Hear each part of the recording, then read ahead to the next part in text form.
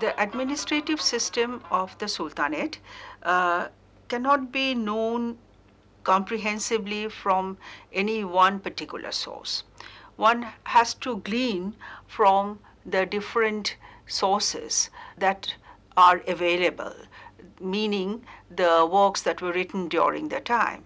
Of these, we can particularly mention Abul Hasan al Mawardi's Akham us Sultaniya, Nizamuddin Tusi's Siyasatnama, Fakhr Mudabbi's Adabul Hab al Wa al Sujjat, and of course our very own Ziauddin Barani's two books, Tariq-e Firoz Shahi and Fatwa-e Jahandari. Ma'am, was the Sultanate based on religion? Can we call the Sultanate period a theocracy? It is a very important question. It is, in fact, a moot question whether it was a theocracy.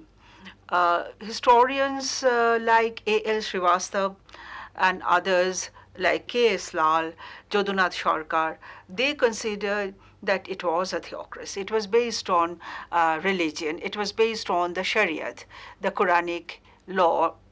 But I.H. Qureshi, an exponent of Islamic history, would not consider it as a theocracy. His argument is that in a theocracy, the administration is mainly influenced and carried out by a priestly class. And in Islam, there is no priestly class as such. So the Sultanate could not be called a theocracy.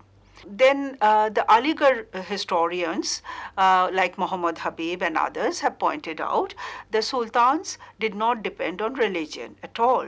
Alauddin Khalji openly defied and ignored the Shariat. He would say that I have no use of the Shariat because it did not lay any injunctions or instructions about running a government. Whereas Muhammad bin Tughlaq would think that the Sultanate should work upon the good judgment. And that leads us to the nature of the Sultanate. As Iltutmish, who was probably the first Sultan, apart from Kutubuddin Aibak, who laid the foundation, he laid down that the government, the governance, would be based on isteshan. That's what he called, meaning the good judgment, the better views of the Sultan. And he declared that he would rule not by Shariat, but by what he described as the Jahandari and Zawabit. Jahandari could be described as the good sense, the better judgment, the wise and experienced ideas of the Sultan. And such views of the Sultan could be put into effect by Zawabit, which would be a collection of ordinances, rules, regulations promulgated by the Sultan. Singularly, they were called Zabita. One ordinance or one rule or one regulation was Zabita, and collectively they were called the Zawabit. So Jahandari and Zawabit, these two became the foundation of the Sultanate. And as such, therefore, it could not be called a theocracy. The Sultan was, of course, the head of the system, and he had all powers. He was the chief executive, he was the chief military leader, and also the chief judge in that sense. Can we then call that the sultans were despot? Well, apparently it seemed that they were despotic in their attitude, but in all practical senses, they were not exactly despots, because earlier I have told you about isteshan. It was a declared, proclaimed ideology that they would be ruling according to their better views and better judgment. And then Iltutmish had laid down that the Sultanate governance would be carried out through Jahandari and Zawabit. And Jahandari could not be despotic if it depended on, as Iltutmish explained, it would depend upon the wise, better judgment of the Sultan, and also based on his prudence. and his sense of moderation. So we find that all the sultans from Iltutmish right down to the time of Ibrahim Lodi, the last sultan of Delhi, we find that the sultans, none of the sultans ruled despotically or in a very, very authoritarian way. I would say most of them, they were enlightened despots.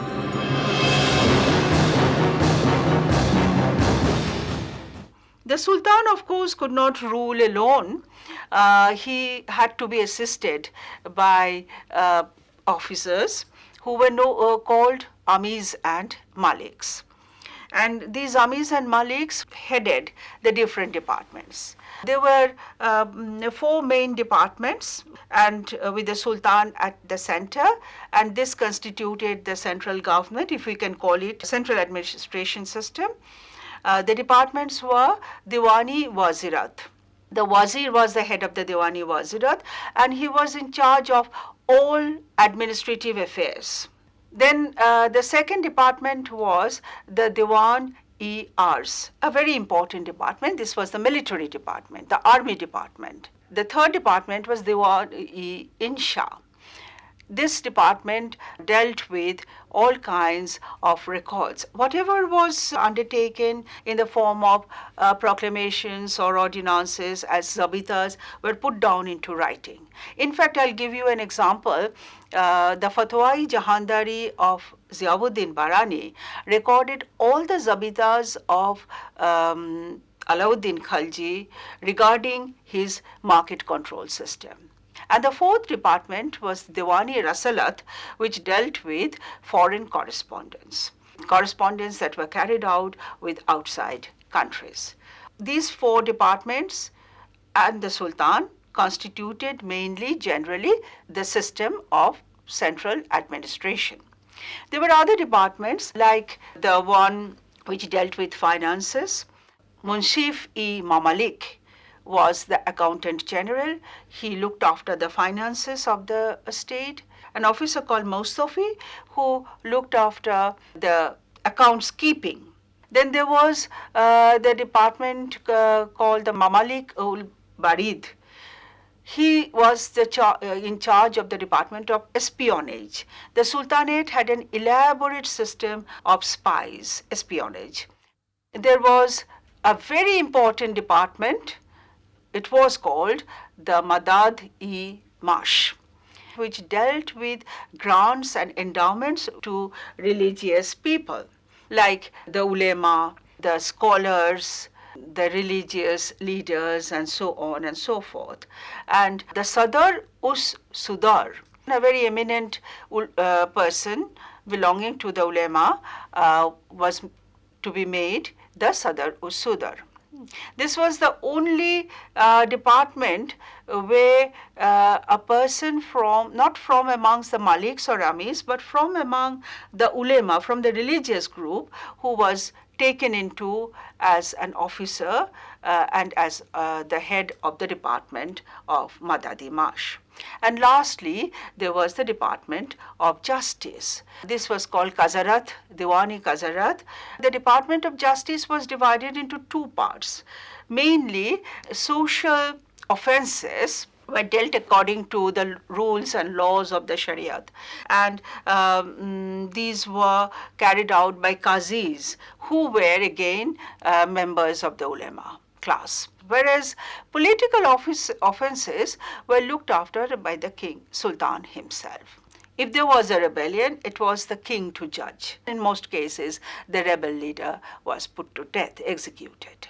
Ma'am, what is the relation between the Sultan and the Caliph? This is again a very interesting question you have asked, I must say. In Islam, earlier, there was no concept of an individual ruler, but the concept developed very realistically, and writers like Nizamuddin Tusi in his Siyasatnama, even Ziauddin Barani or Fakhr Mudabbir in his Adabul Hab wa al-Sujad, and of course in the Akhamus Sultania, Abul Hasan al-Mawardi, they've all said that sultanate, the concept of sultanate was very necessary for the maintenance of law and order, provided the Sultan acknowledged the Caliph's power, who was the universal social, political, religious, and cultural leader of all Muslims all over the world. So in Delhi, the sultans, they acknowledged the existence of the sultan. For example, Iltutmish would ask permission from his contemporary caliph, and he was rewarded with a chadar and a darwish, in recognition of his power. Iltutmish felt it necessary that his power in Delhi should be legitimized by the caliph's permission. But since then, the later sultans, they neither sought the permission nor did they ignore vociferously about the existence of the caliph. Balban was quite silent. In fact, Balban went beyond the caliphate. He sought inspiration from the Persian shahs of the pre-Islamic days. Sultans like Alauddin Khalji was quite indifferent to the caliphate. But his son, Kutubuddin Mubarak Shah, otherwise not a very important sultan, yet he was the one who actually openly declared against the caliphate. In his time, Kutubuddin Mubarak said that the Sultanate of Delhi had no relation with the caliphate.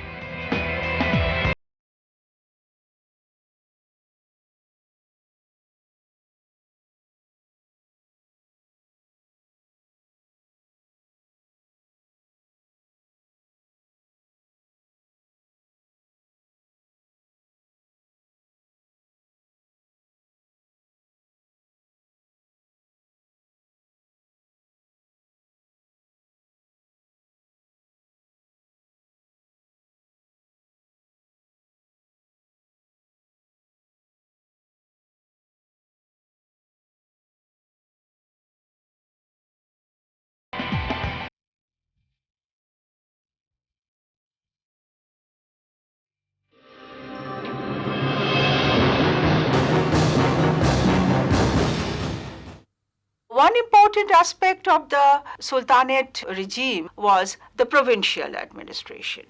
In fact, the provincial administration overlapped with the revenue system, because in the time of Iltutmish, there were only few areas, territories which were conquered, which could be called as provinces. And Iltutmish introduced his maliks and amirs into these territories, calling these as iktas, meaning that he was granting them, allotting them lands and giving them the right to collect revenue from those lands. The term ikta continued, though the amirs and maliks, who were known as iktadas, collecting revenue, they were also known variously as maktis or walis.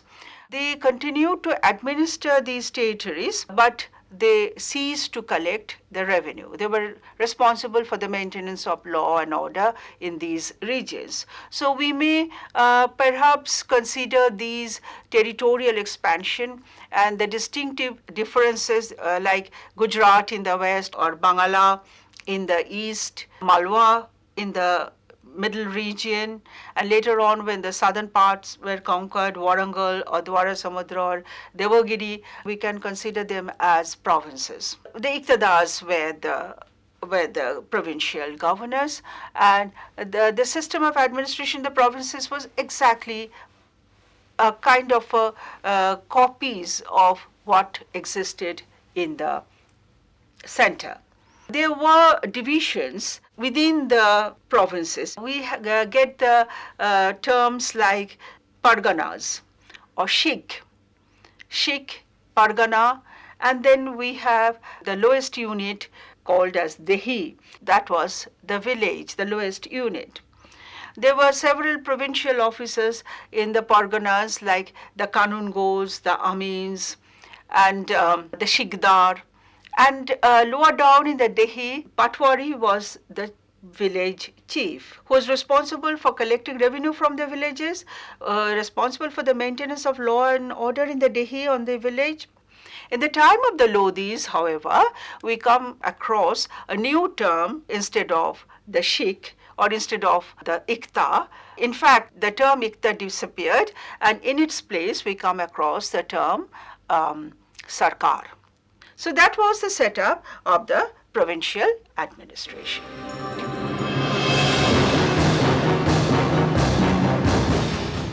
One important aspect of the Sultanate administration was, of course, revenue. To start with, there was no organized system of collecting revenue, and Iltutmish had introduced the Iqtadari system. Through his Maliks and Amirs, he tried to collect revenue from the Doab region. The lands that were conquered were divided into two parts: the Khalisa lands or royal lands, which directly belonged to the Sultan, and the Iqta lands, which were given to the Iqtadars, the Maliks who acted as Iqtadars or Maktis or Walis, collecting revenue from their allotted areas. In the Khalisa lands, the Amir was the chief revenue collector. He supervised the collection of revenue in the Khalisa lands. There were four kinds of taxes that were collected. One was ushar. This was a land revenue that was to be collected from the Muslim subjects. Then there was kharaj. This was also a land tax, a land revenue tax collected from amongst the non-Muslim people. Then comes an important part of income.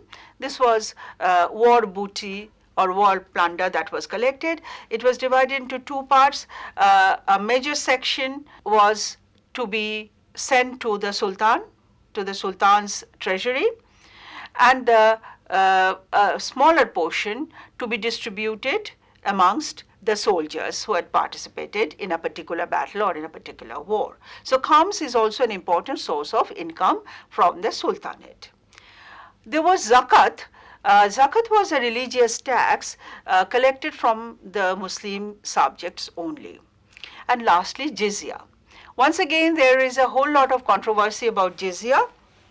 Jizya was when Muhammad ibn Qasim invaded Sindh in the 8th century. He declared that it would be taken from, as elsewhere, as the Arabs spread out and conquered other lands, they concocted a term called the zimmi meaning the non-Muslim, and jizya was declared as a kind of payment for protection of the zimmis in a Muslim land. Amir Khosrow and others considered it as a non-agrarian tax. It was a poll tax, a special tax. Barani would also consider it as a non-agrarian tax. And lastly, about jizya, we find that it's very interestingly, Brahmins in most cases, with the exception of Firoz Shah Tughlaq, almost all sultans gave a kind of a privileged immunity to the Brahmins who did not have to pay the jizya. And similarly, certain categories like women and children like orphans, they did not have to pay the jizya. And the jizya also varied according to the income of the particular non-Muslim individual. And of course, we have elsewhere discussed Alauddin Khalji's famous revenue system, how he followed Indian traditional method, including the Indians into the revenue system, making good use of their expertise, their knowledge, information. After all, the land belonged to them. Though he enhanced the rate of revenue from 1/4 to one half of the total produce, yet he was the precursor, and his revenue system was later admired and adopted by Shesha.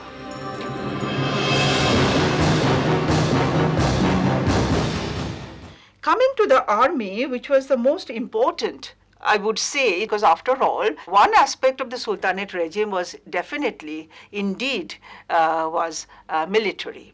The army played a very important part. The army was heterogeneous in nature. The Turks, of course, were the most important element. But there were Afghans too. The Afghans started coming quite early from the time of Muhammad Ghori. So they constitute a very important part in the army. There were Persians, there were Abyssinians who started coming from the time of Razia. So it was a heterogeneous body. Indians, Hindus in particular, also formed a very important element in the army. Now, there were two groups. Hindus were appointed as pikes, meaning they were foot soldiers. They did not ride on horses. Cavalry, of course, constituted horse soldiers. The Turks were excellent horse soldiers. In fact, historian K. Nizami had mentioned that the entire Sultanate period was the period of horses. In fact, one element, important element in the army were the gulams or the Mameluke soldiers, who were the slaves who were bought when little children, when they were only small little boys, and then trained, given elaborate military training. The gulams or the Mamelukes later on would become maliks and amirs, but generally they remained faithful to the sultan, to their respective leaders. And they were very good mounted archers. Why elephant? The question might arise to you, because elephants we always think as kind of a block in a rapid moving, quick moving army. It was not so. Mahmud of Ghazni was the first one to realize the importance of elephants, and just as he took Hindu soldiers to Central Asia, he took elephants as well, because elephants, first of all, they created a kind of sense of awe amongst the people. We have several books we refer to how the elephants created awe among the soldiers of the enemy side. A book called Zafarnama particularly gave reference to that. And elephants were most often used to carry loads as animals of pack, but in some cases they were also used for taking a fort as battering rams.